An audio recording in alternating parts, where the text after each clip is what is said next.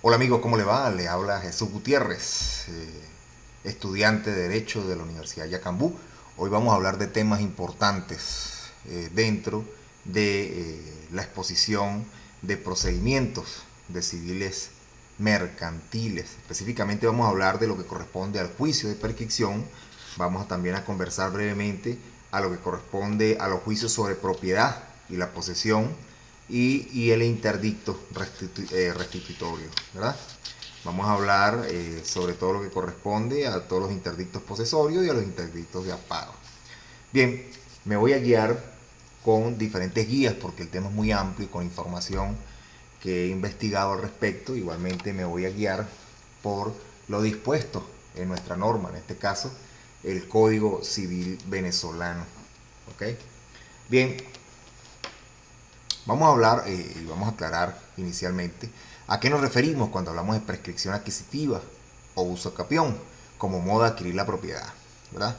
La prescripción adquisitiva, también llamada usucapión, es el modo de adquirir el dominio o los derechos reales de una posesión, ¿verdad? A título de dueño, continuada por el tiempo señalado en la ley. En este caso, en nuestro país, Venezuela, se establece que el tiempo, ¿verdad?, se adquiere la propiedad por el transcurso de 20 años de posesión legítima, aunque no exista título ni buena fe. Eso lo establece nuestra normativa. En tal sentido, si una persona posee un bien durante un tiempo determinado y transcurre el plazo que marca la ley, puede adquirir la propiedad de dicho bien a través de una usucapión, ¿verdad? El Código Civil no utiliza, de hecho, esta terminología, usucapión, sino el de prescripción, comprendiendo que dentro del mismo, tanto la prescripción extintiva de los derechos y acciones como la prescripción adquisitiva del dominio y demás derechos reales. Ahora bien, en nuestro Código Civil se habla o se establece, por la prescripción se adquieren de la manera y con las condiciones determinadas en la ley en el dominio y demás derechos reales. También se extingue del mismo propio modo por la prescripción de derechos y las acciones de cualquiera que éstas sean. La prescripción extintiva y la prescripción adquisitiva son instituciones distintas y esto debemos tenerlo claro, incluyendo por supuesto sus diferencias. La prescripción extintiva es la manera de distinguir acciones ligadas a derechos de contenido patrimonial por la inactividad del acreedor y por el transcurso del tiempo que ya anteriormente nombré, que se le conoce también como prescripción liberatoria. Debemos recordar que los procedimientos de prescripción no solamente logras la posesión y posteriormente el título de esa propiedad, sino también te libera, ¿ok? Que tiene estas dos vertientes. En este caso, la prescripción adquisitiva es el medio de adquirir un derecho de propiedad de los bienes por la posesión continuada en el tiempo y otros requisitos señalados por ley que se le conoce también como usucapión. El fundamento subjetivo de la usucapión o prescripción adquisitiva se apoya en el abandono o negligencia del titular del derecho, es decir, del dueño, que por su inactividad ha permitido que otro adquiera su derecho por la posesión continuada durante cierto tiempo, es decir, durante más de 20 años en nuestro país. El fundamento objetivo es la seguridad del tráfico jurídico, que se reconozca la titularidad del derecho en quien a través de la posesión en un tiempo y con unos requisitos aparece pública, social y económicamente como titular. ¿Qué quiere decir esto? Que una persona tiene que demostrar que de manera continua, ininterrumpida, reconocida económica y socialmente, fue quien tuvo la posesión de esa propiedad por más de 20 años, en este caso, en nuestro país. Bien, esto es importante saberlo. Ahora figúrense ustedes, una vez que se introduce y es admitida la demanda, en el caso declarativo de la prescripción, dice acá en la información que tengo, que se ordenará la citación de los demandados, ¿verdad?, y la publicación de un edicto emplazando por el juicio a todas aquellas personas que se crean con derecho sobre el inmueble, quienes deberán comparecer dentro de los 15 días siguientes a la última publicación. ¿Qué quiere decir esto? Que se van a citar a todas las personas que se consideren que tengan derecho sobre el bien sobre el cual se está produciendo la demanda de usucapión, ¿verdad?, o en este caso de prescripción, como se establece en nuestro Código Civil. ¿Ok? Ahora bien, figúrate tú. En la readmisión del artículo 507, en el ordinal segundo, surgen las siguientes reglas. Y esto es importante decirlo. ¿Y por qué lo nombro? Porque la sentencia firme y ejecutoria que declare con lugar la demanda, una vez introducida y que dé con lugar la demanda, se protocolizará en la respectiva oficina del registro y producirá los efectos que indica el ordinal segundo del artículo 507 del Código Civil. ¿Cuáles son estos efectos? Nos vamos entonces a revisar lo que establece nuestro Código Civil.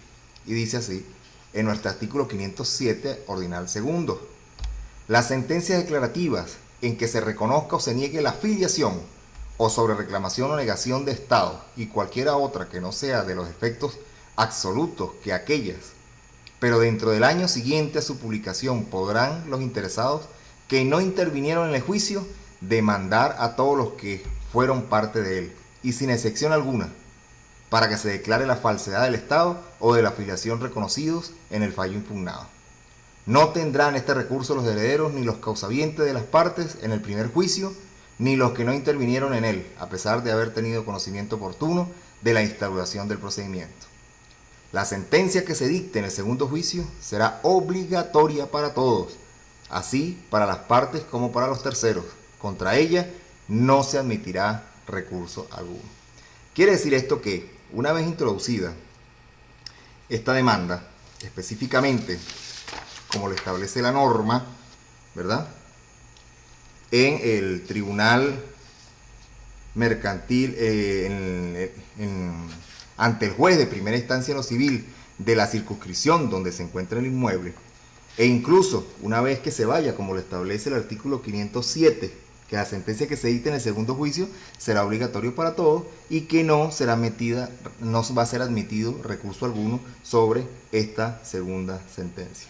Bien, en este sentido es importante resaltar que dentro del año siguiente a su publicación podrán los interesados que no intervinieron en el juicio demandar a todos los que fueron parte de él, y así lo establece el artículo 507, ya lo dije. Y la sentencia que se dicte en el segundo juicio será obligatoria para todos. Esto es importante y esto lo establece el artículo 507, ya lo leía, el ordinal segundo de nuestro Código Civil.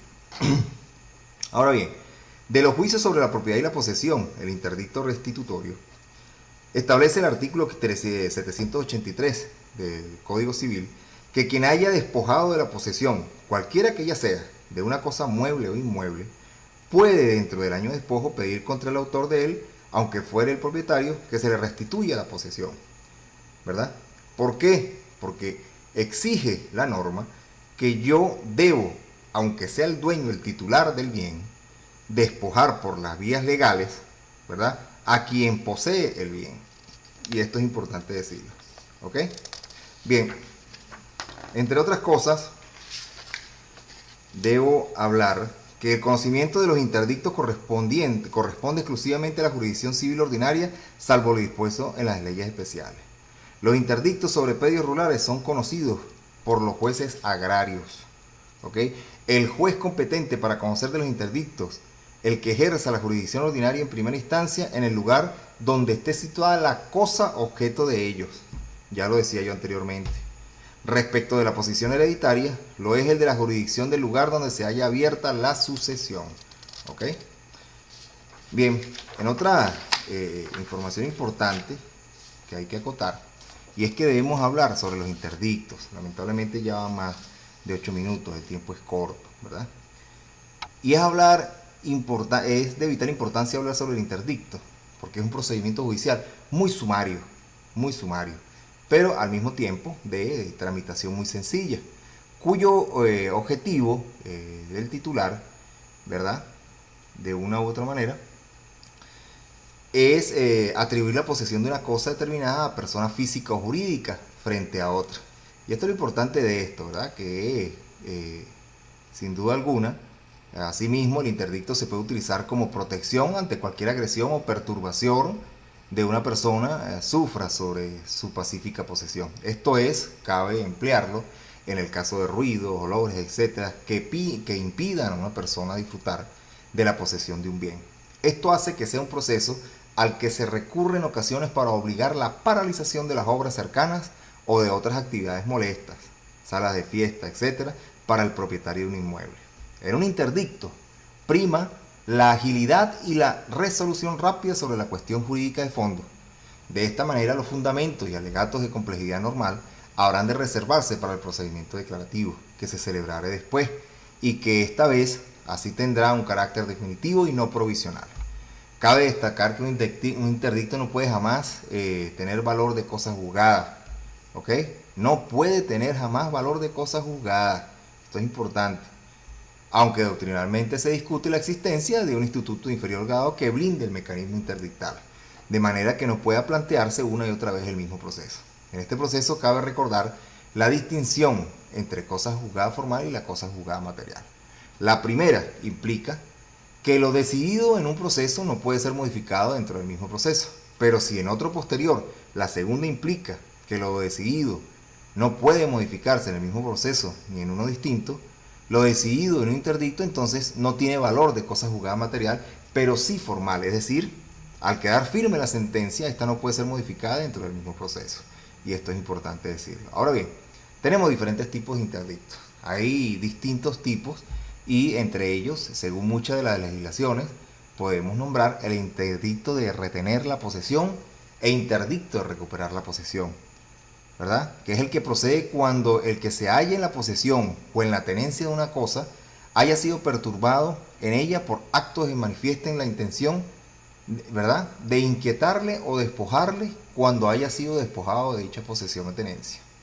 El interdicto de obra nueva es aquel que en virtud del cual el juez dicta providencia, acordando que se requiere al dueño de la obra para que la suspenda en el estado en que se halle, bajo apercibimiento de demolición de lo que edifique.